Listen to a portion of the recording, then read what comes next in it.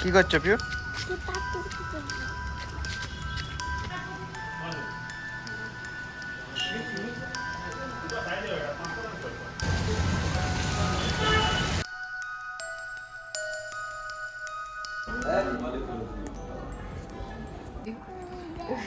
Pure দুষ্টুমি শুরু হয়ে গেছে। মায়ের যে গিফটটা এসছে নাইকা থেকে খোলার জন্য, আর পিউ তো থাকতেই পারছে না। পার্পেল থেকে, নাইকা নয়, পার্পেল। আচ্ছা, কিছু আমার কসমেটিক্স এসছে, সেটা আর কি সকালে ডেলিভার করেছে। তো ভাবছি এখন খুলে দিই, ওপেন করি। আর বিউকে নিয়েই বসেছি, ও তো খুব এক্সাইটেড হয় এইসব গিফট খোলাতে। তো এবার ওপেন করে দিই। আর সানডে, তো সানডের জন্য কাজটাও কিছুটা কম আছে।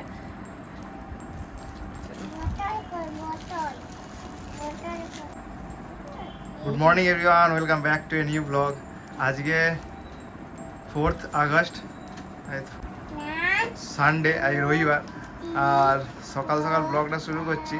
আর রবিবার মানে আজকে কাজের তো চাপ প্রচণ্ড। তো বাজার করা আমার অলরেডি হয়ে গেছে। দীপেরও সান কমপ্লিট, পিউ সান কমপ্লিট। আর এখন সকাল সকালই একটা পার্সেল এসছে, সেটাই দীপ এখন খুলছে। আর আজকে যেহেতু রবিবার, তাই মোটামুটি উইকডেজে সমস্ত বাজারই করে নিতে হয়, নাহলে তো আর সময় পাই না। তো পিউ তো দেখা যাক খুব এক্সাইটেড, কী এসছে গিফট নয়, মেনলি অনলাইনে দীপের পার্সেলগুলো এসছে একটা সুগারের লিপস্টিকটা আমার অল টাইম ফেভারিট। আমি লিপস্টিক প্রচুর ইউজ করি, আর বিভিন্ন কালারের বিভিন্ন শেডের লিপস্টিক আমি মাঝে মধ্যেই অর্ডার দিই। এই লিপস্টিক তো ভীষণ ভালো লাগে আমার। আর এই কালারটা আমার শেষ হয়ে গেছিলো, এই জন্য এই কালারে একটা অর্ডার দিলাম। কালারটাও দারুণ, যখন লাগাবো শেয়ার করবো। আমি লিপস্টিক তো কোথাও বেরোলেই, আমি কিছু না পরলেও লিপস্টিক অবশ্যই পরি। আর কালারটা খুব সুন্দর এসেছে। আর সুগারের ব্র্যান্ড খুবই ভালো, খুব ভালো কোয়ালিটি হয়। এটার এমআরপি আছে 279, তবে আমি কিছুটা অফারে পেয়েছি, কিছুটা কম হয়েছে আমার।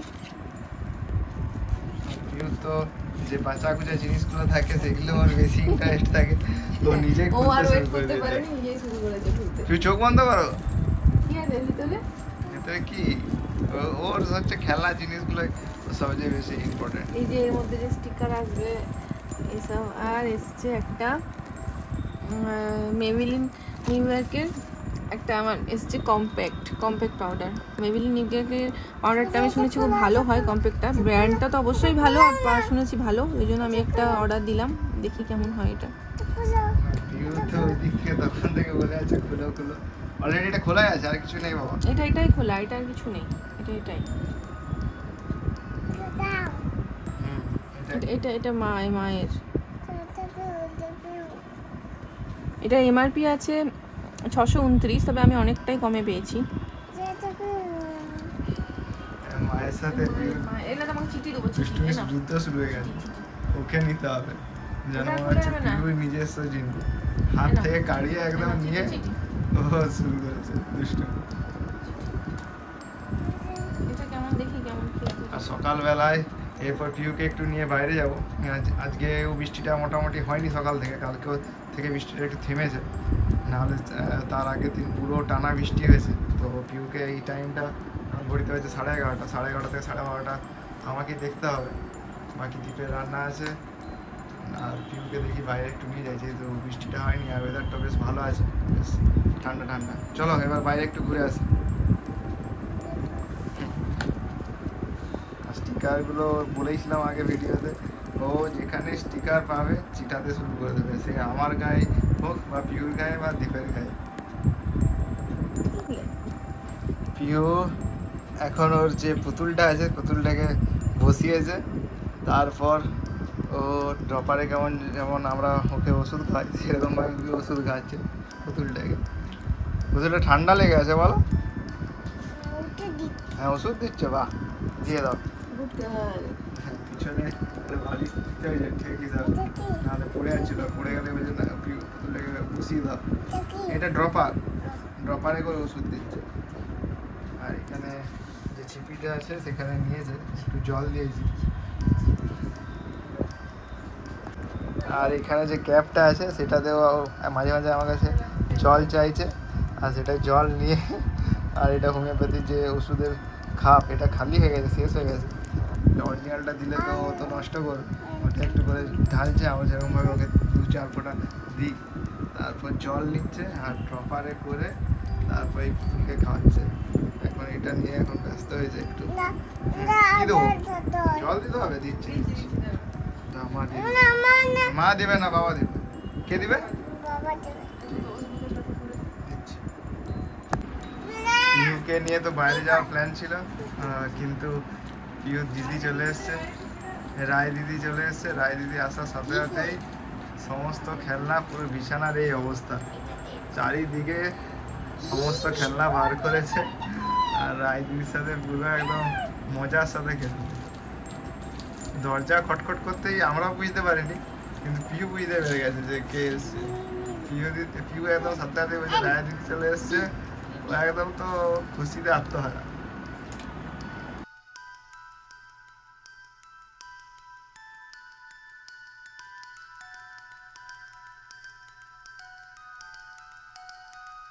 আছে বলো, এখন ঘড়িতে 1টার মতো বেজে গেছে, পিহু খাওয়ার টাইম হয়েছে। কিন্তু রায়া দিদি যদি বাড়িতে থাকে তাহলে পিহু তো আরও দুষ্টুমি শুরু করে দেবে। তাই বাইরে নিয়ে একটু বেড়াতে এসেছি, যাতে ওকে ভুলিয়ে এবার ঘর নিয়ে যাওয়া যায়। কিন্তু কিছুতেই তো বাড়ি যেতে চাইছে না, এখানে খেলাধুলো শুরু করে দিয়েছে রায়া দিদির সাথেই।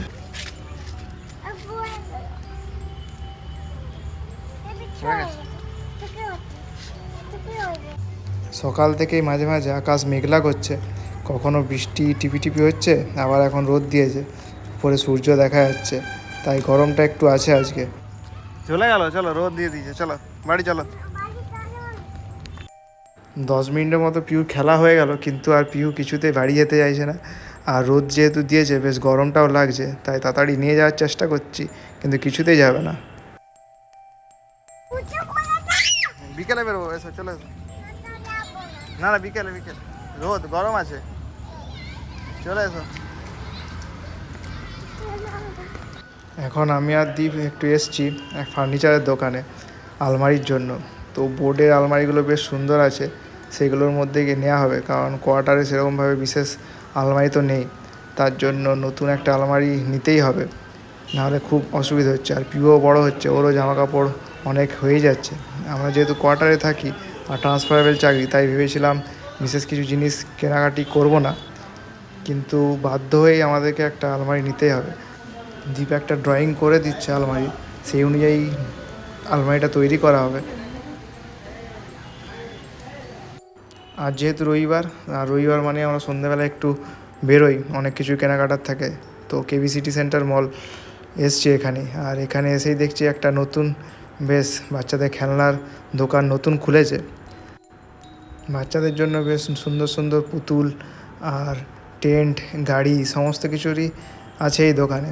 কিন্তু দোকানে ঢুকতেই দোকানটা বললো এখনও পর্যন্ত ওপেনিং হয়নি, তাই জাস্ট একটু ঘুরে দেখে নিলাম।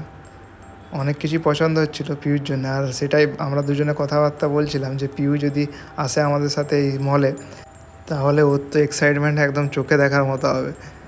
যাই হোক, আমাদের এখানের মধ্যে 2-1টা পুতুল ছিল, সেগুলো বেশ ভালো লাগছিলো। এই পুতুলগুলো বেশ সুন্দর সুন্দর দেখতেও ছিল।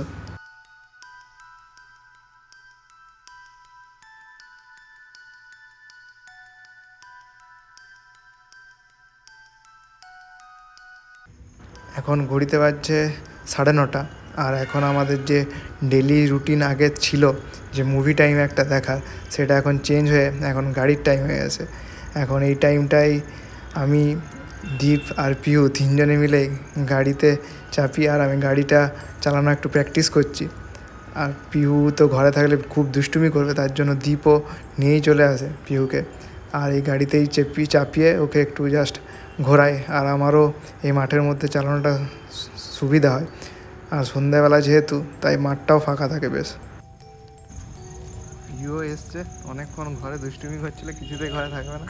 তাই এখন আমাদের নতুন নিয়ম, এখন নতুন টাইম, সন্ধ্যাবেলায় মুভি না দেখে এখন গাড়ি চালানো একটা রুটিন হয়েছে। পিহু তো দুষ্টুমি শুধুই।